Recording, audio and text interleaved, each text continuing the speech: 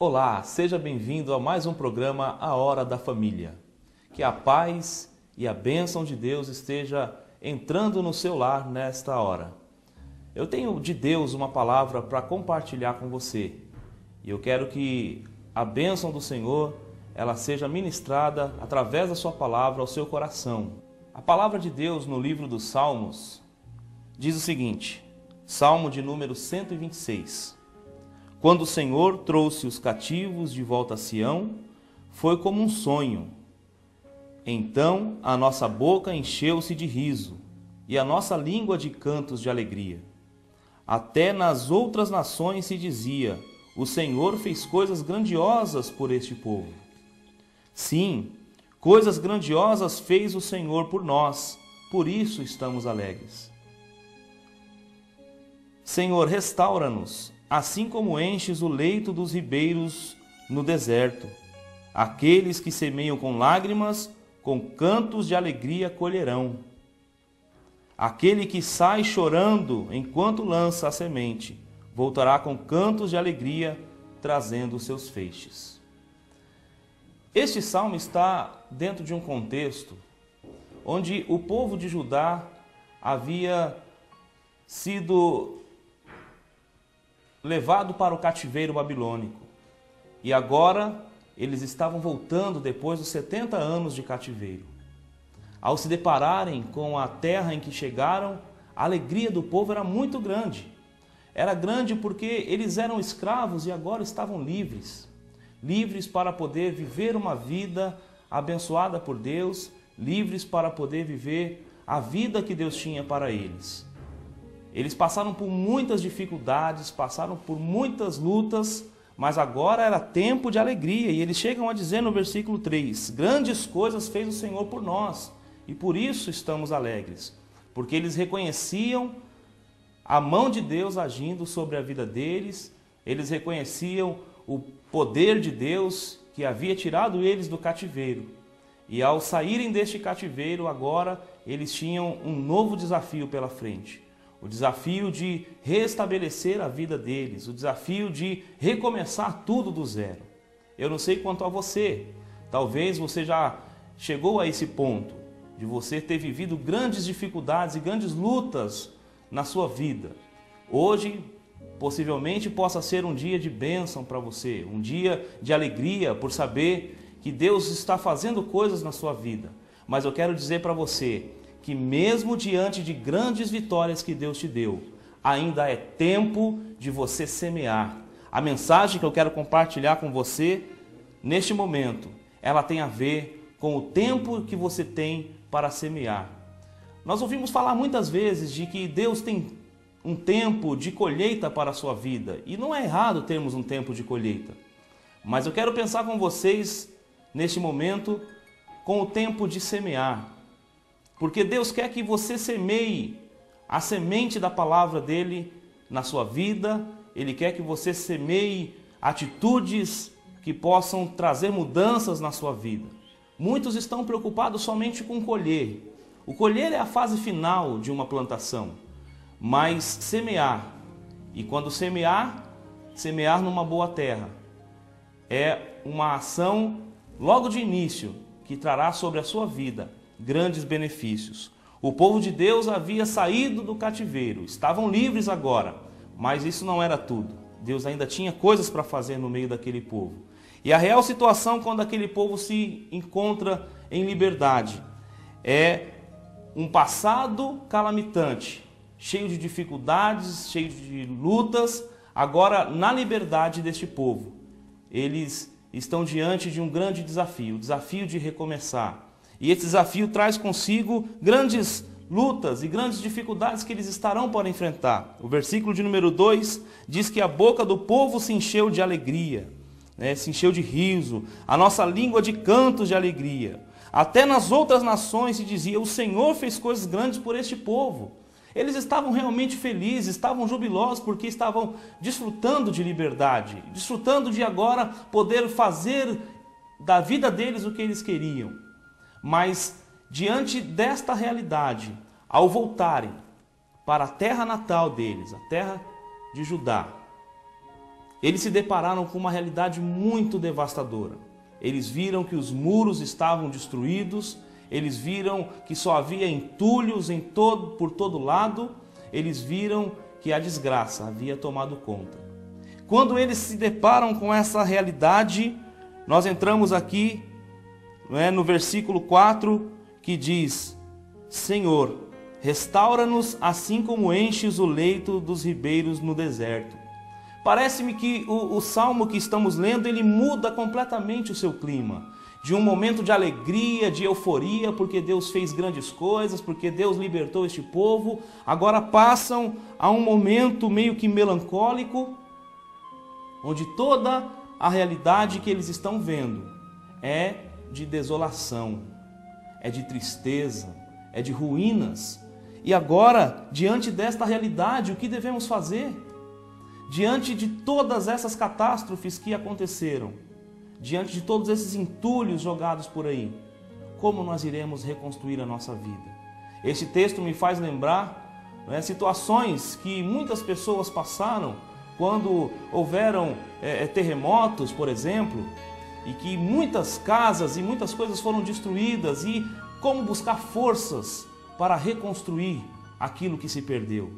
Eu quero dizer para você que está nos assistindo neste momento, que o nosso Deus, Ele é poderoso para nos ajudar a reconstruir tudo aquilo que precisamos reconstruir.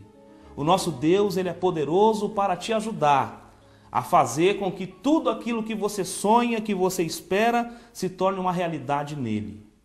E nesta palavra, pensando neste momento onde o clima muda, de alegria passa para tristeza, e para um momento de clamor da parte do salmista, pensar com você que essa mudança ela acontece porque o povo se deparou com a grande realidade que estava na frente dele, um cenário de destruição.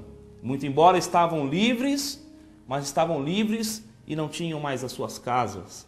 Estavam livres e não tinham mais um lugar para adorar a Deus. Estavam livres, mas estavam à mercê dos inimigos, não tinham mais muros que os protegessem, não tinham mais exércitos que cuidassem daquela cidade. Mas eu quero lembrar que eles tinham algo muito maravilhoso na vida deles. Eles tinham um Deus vivo.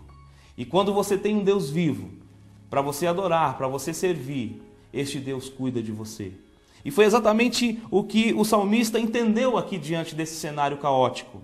Ele olha para a palavra de Deus e sabe que na palavra de Deus ele vai encontrar a restauração para tudo aquilo que está destruído. Ele se depara neste momento, no versículo 4, dizendo: Senhor, restaura-nos assim como enche o leito dos ribeiros no deserto.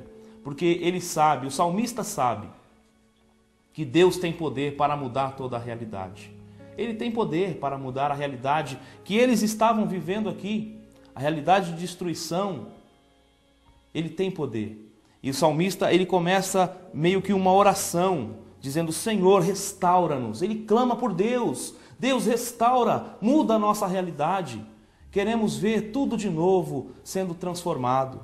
E nessa oração, ele pode depois dizer a Deus aquilo que é a necessidade dele. Ele pode declarar com seus lábios que ele precisa da restauração de Deus sobre aquela situação. Ele quer ver as coisas acontecendo de novo.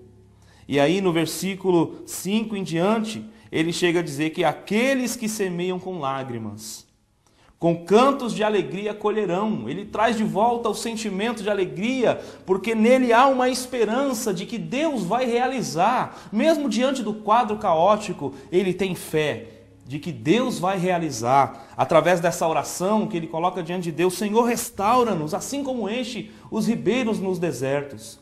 Faz com que na minha vida haja uma mudança. Esse sentimento, meus irmãos, ele traz para a nossa vida. Diante de nós, um grande desafio. O desafio de entender que as grandes conquistas do futuro vão depender das sementes que você tem semeado neste tempo de hoje, neste tempo presente. Eu quero te perguntar: o que você tem semeado? O que você tem plantado para que lá na frente você possa colher a restauração de Deus. Porque aqui a oração que o salmista faz não é uma oração vaga, onde alguém diz: Senhor, faz alguma coisa por mim, e eu fico de braço cruzado esperando Deus fazer alguma coisa. A oração tanto traz para ele a responsabilidade de buscar e fazer alguma coisa, como traz também, né, a confiança de Deus, de que Deus vai agir.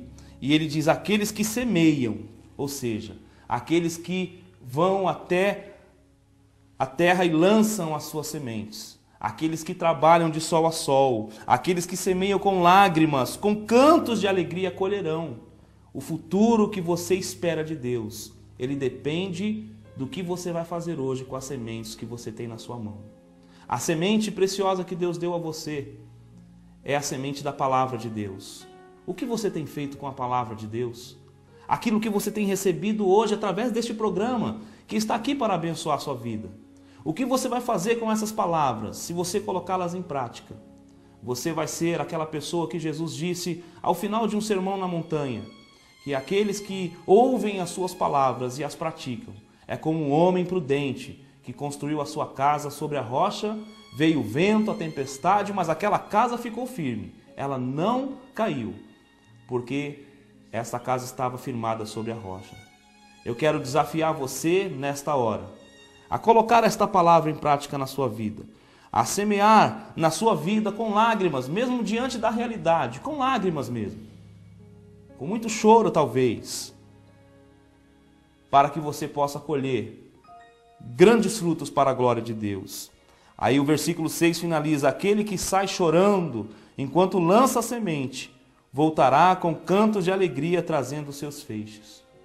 Como é gostoso podermos desfrutar das bênçãos de Deus. E isso não é uma coisa que está longe de você, está perto. Basta você abrir o seu coração e trabalhar muito agora no presente. Trabalhar semeando a boa semente do Evangelho na sua vida, na sua casa, na sua família.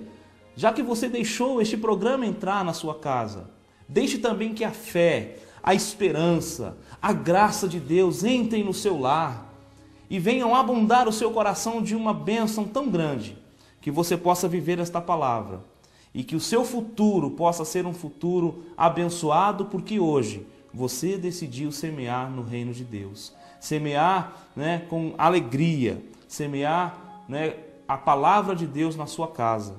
O futuro depende do nosso trabalho no presente. Se você estiver disposto, neste momento, a semear a palavra de Deus dentro do seu lar, eu tenho certeza que você vai colher muitos frutos para a glória de Deus. A palavra do Senhor, ela vai mostrar que havia um quadro muito difícil, uma realidade muito caótica, mas era necessário um posicionamento daqueles que estavam vivendo aquela realidade difícil.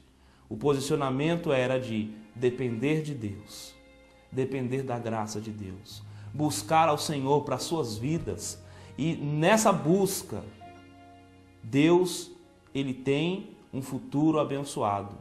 Existe uma palavra que está em Jeremias, capítulo 29, versículo 11, que diz o seguinte: eu, diz Deus, é que sei que planos que tenho para você, planos de fazer o bem a vocês e de lhes dar um futuro. E o versículo continua: então vocês clamarão a mim, passarão a buscar a mim e eu vos ouvirei. E ele diz: buscar-me-eis e me achareis, quando me buscareis de todo o vosso coração.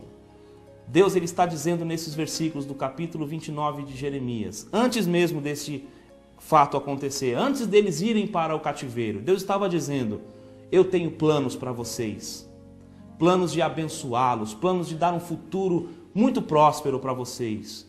Vocês só precisam clamar a mim, vocês só precisam buscar a mim. O povo não fez isso, o povo não clamou, por isso foram para o cativeiro. Mas hoje Deus deu a eles uma nova oportunidade, agora eles estão livres e estão diante de um novo recomeço.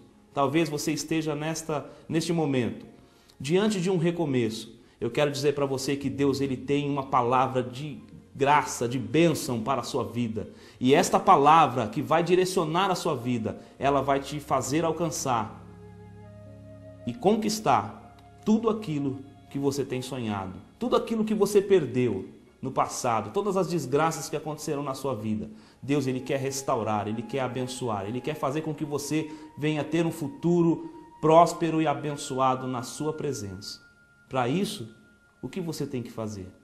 Simplesmente confiar a sua vida nas mãos de Deus e Ele vai agir em você. Que esta palavra possa produzir frutos na sua vida. Eu quero aproveitar este momento e convidá-lo para participar de uma de nossas reuniões. Participe, seja abençoado pela palavra de Deus. Eu quero orar pela sua vida. Eu quero abençoar você que ouviu esta mensagem neste momento. Neste momento, a equipe de pastores e intercessores da Igreja Metodista Wesleyana, juntamente com o pastor Ataúfo, estão em nossa central de oração, intercedendo a Deus pela igreja e pelas famílias. Junte-se a nós nesta peleja. Ligue e escreva o seu nome em nosso livro de oração e Deus ordenará vitórias para a sua vida, material, sentimental, familiar e espiritual. Junte-se a nós. Igreja Metodista Wesleyana, santidade como estilo de vida.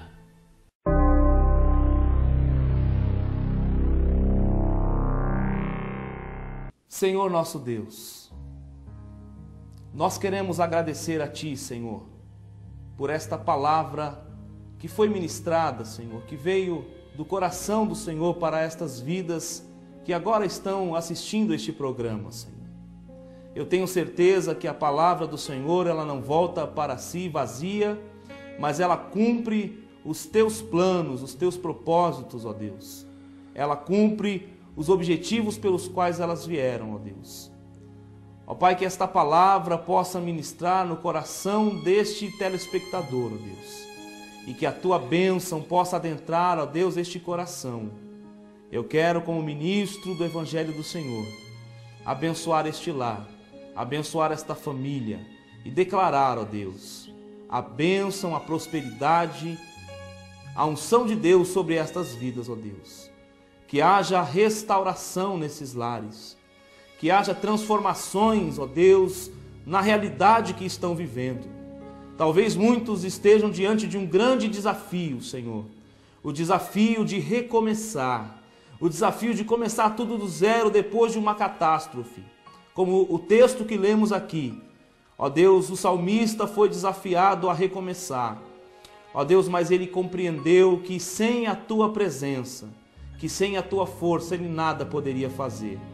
Ajuda este telespectador neste momento a entender que sem a Tua presença nada podemos fazer, Senhor. Abençoa este lar, Senhor. Ajuda para que tudo aquilo que os Teus filhos têm sonhado possam se concretizar para a glória de Deus, em nome de Jesus. Amém. E graças a Deus. Que Deus te abençoe, em nome de Jesus.